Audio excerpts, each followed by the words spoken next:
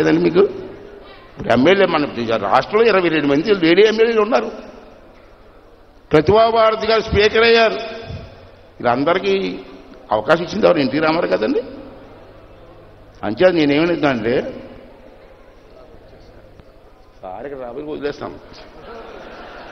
ఒకే విషయం, నేను నిన్న రఘురామరాజు గారు నేను ఉన్నాం, చాలాసేపు ఆలోచించారు, చెప్దామా మానేద్దామా చెప్పుదామా మానేద్దాం స్టేజ్ మీద నిన్న. కానీ నాకు అనిపించింది ఏమవుతుంది చెప్తే ఇష్టం లేకపోతే తీసేస్తారు స్పీకర్, అంతే కదా.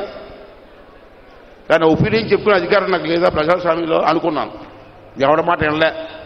నేను బైక్ పట్టుకున్నాను తిరుపతిలో.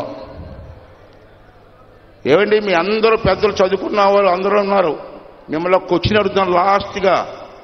ఉద్యోగస్తులు డ్యూటీకి వెళ్ళకపోతే పనిష్మెంట్ ఇస్తారండి? ఎవరా ఇస్తారు కదా. అప్పటికీ వినకపోతే జీతం కట్ చేస్తారు కదా. అప్పటికి వినకపోతే ఉద్యోగం తీసేస్తారు కదా. మరి ఎమ్మెల్యేలు అసెంబ్లీకి రాకపోతే జీతం ఎందుకు ఇవ్వాలండి?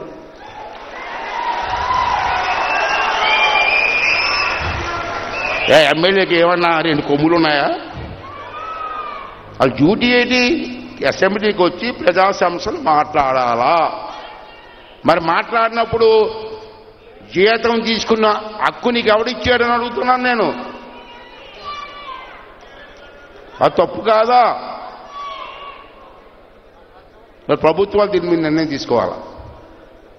అంచేత మీరందరూ కూడా ఆలోచించండి. సరే ప్రభుత్వం మాట పక్కన పెట్టండి, ప్రెస్ వాళ్ళ ముందు చెప్తున్న మాట, నేను చెప్పిన మాటలో వాస్తవం ఉందా లేదా, న్యాయం ఉందా లేదా, పని చేయని వాడికి నెలకి జీతం తీసుకుని అర్హత ఉందా లేదా, ఈ మాట ప్రెస్ ద్వారా ప్రజలను అడగండి. ప్రజలు ఒపీనియన్ తీసుకోండి. ప్రజలు ఒపీనియన్ తీసుకొని వెంటనే వాళ్ళ మీద చర్యలు తీసుకోమని చెప్పి ఈ సభ ద్వారా నేను డిమాండ్ చేస్తూ మీద సెలవు తీసుకుంటున్నానని చెప్పి ధన్యవాదాలు చెప్తున్నాను. Thank you.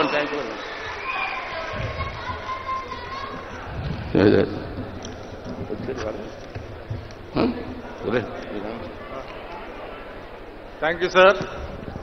మంచి స్ఫూర్తిదాయకమైనటువంటి ప్రసంగం ఇచ్చారు. ఇప్పుడు చిన్న అనౌన్స్మెంట్. గౌరవనీయులు మంత్రివర్యులు కొల్లు రవీంద్ర, అదేవిధంగా